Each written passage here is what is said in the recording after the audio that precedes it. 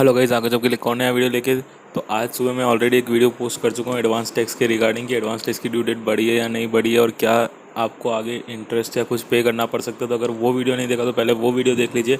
और जब मैं वो वीडियो अपलोड करा था फिर मुझे ध्यान आया कि अरे यार, एक स्टेप बाय स्टेप प्रोसेस बता देते हैं कि भाई आपको पे कैसे करना है एडवांस टैक्स। पर उसके पहले मैं कहना चाहूँगा कि जैसे मैंने अपने लास्ट वीडियो में कहा कि टैक्स ऑन टिप्स और टेक्निकल चार्टर्ड अकाउंटेंट अब एक हो चुका है चैनल।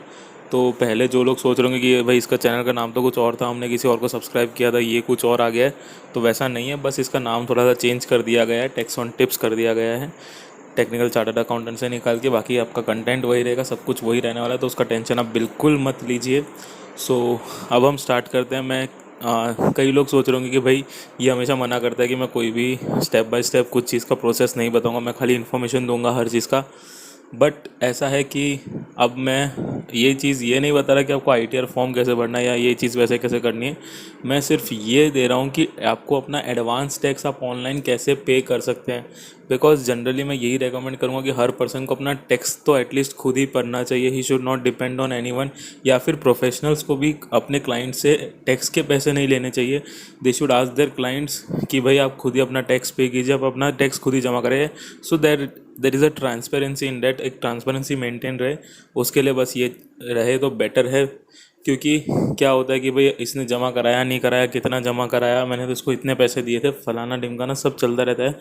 सो हमेशा बेटर यही रहेगा कि क्लाइंट खुद का करे, अनलेस एंड अनटिल उसका नेट बैंकिंग ख़राब हो या ऐसा कोई इमरजेंसी सिचुएशन हो, देन इट्स ओके।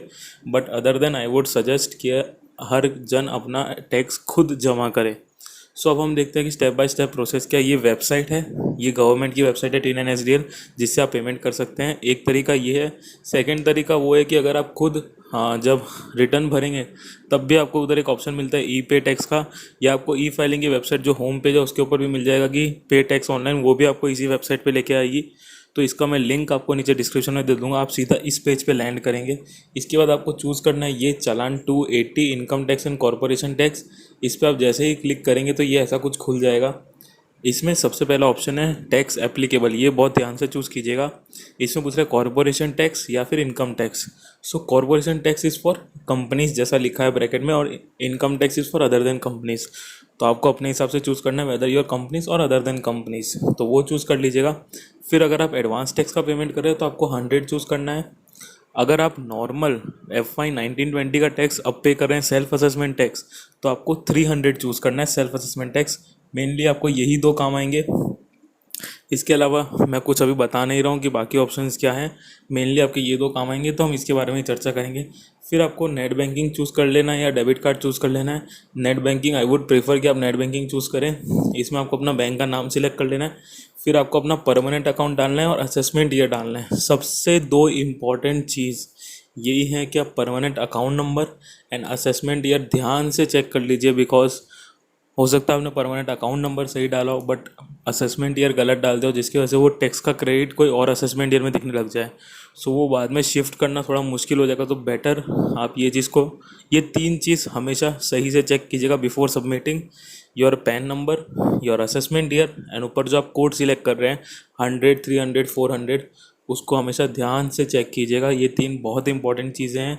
भले इसके अलावा आप बाकी सब थोड़ा ऊपर नीचे शायद हो जाए तो चल जाएगा, क्योंकि वो कॉर्पोरेट नॉन कॉर्पोरेट भी इतना शायद मैटर नहीं करेगा क्योंकि उसके अंदर जनरली वो खाली ये बताता है कि भाई ये किसके लिए पे किया, कंपनी के लिए, नॉन कंपनी के लिए। It is also important, but ये तीनों चीज़ें काफ़ी ज़्यादा मेजरली इंपॉर्टेंट, क्योंकि अगर पैन गलत हो गया तो किसी और को इसका क्रेडिट मिल जाएगा।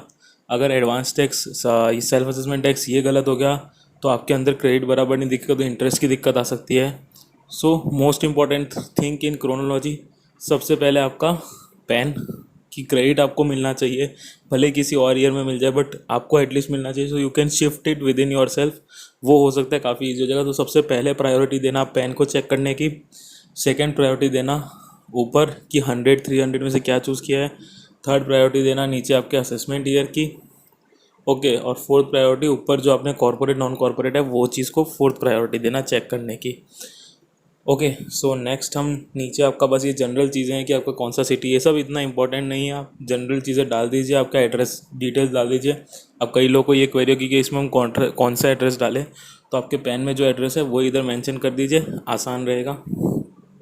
बस फिर आपको कैप्चा डालना है और जैसे ही आप सबमिट करेंगे, वैसे ही प्रोसीड करेंगे, वैसे ही वो आपको अपने नेट बैंकिंग पे ले जाएगा। आपकी जो भी नेट बैंकिंग होगी उसके ऊपर ले जाएगा। फिर कुछ नहीं, उसमें आपको अमाउंट फिल करना है।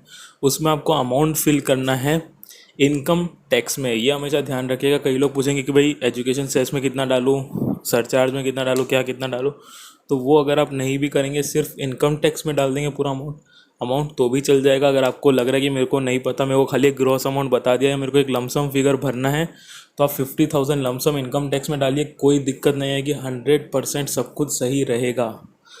तो अगर आपको लग रहा है कि अभी मैंने टैक्स कैलकुलेट नहीं किया, बट पिछले साल के हिसाब से मेरा 15% जो एडवांस टैक्स फर्स्ट इंस्टॉलमेंट होगा वो 50,000 के अराउंड होगा, तो लमसम 50,000 इनकम टैक्स वाले कॉलम में डाल दीजिए, कोई दिक्कत नहीं आएगी। 110%। तो अब इसमें क्या कर रहे हैं, अब हम कोशिश करते हैं कि इधर हम एडवांस टैक्स सिलेक्ट कर लेंगे और इधर हम असेसमेंट ईयर चूज़ कर लेते हैं 1920। ठीक है, तो ये ऐसे करके अब अगर आप देखेंगे इसमें लिख रहा है कि assessment year should be greater than. तो अगर आपने ऊपर एडवांस टैक्स चूज़ किया है तो इधर ये आपको सिर्फ करंट फाइनेंशियल ईयर का ही एडवांस टैक्स पे करने देगा। ठीक है, और अगर आप उधर सेल्फ असेसमेंट टैक्स पे चूज़ करेंगे तो नीचे आपको पिछले कोई साल का सेल्फ असेसमेंट टैक्स ही चूज़ करने देगा, पिछले साल का ही करने देगा चूज़ आपको। तो ये आपको ध्यान रखना है कि ये एक एडवांस टैक्स की गलती तो ये बचा लेगा आपकी, पर बाकी चीज़ें नहीं बचाएगा।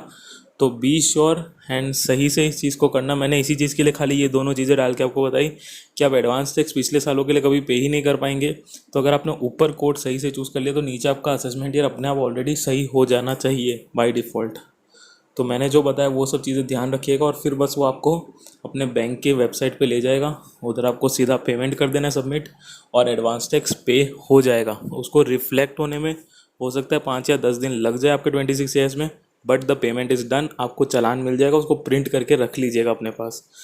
And the advance tax payment का जो प्रोसीजर है वो ख़त्म। इतना ही है, छोटा सा प्रोसीजर है, इसलिए मैं कह रहा हूँ कि आप खुद करने की कोशिश कीजिए एडवांस टैक्स का पेमेंट।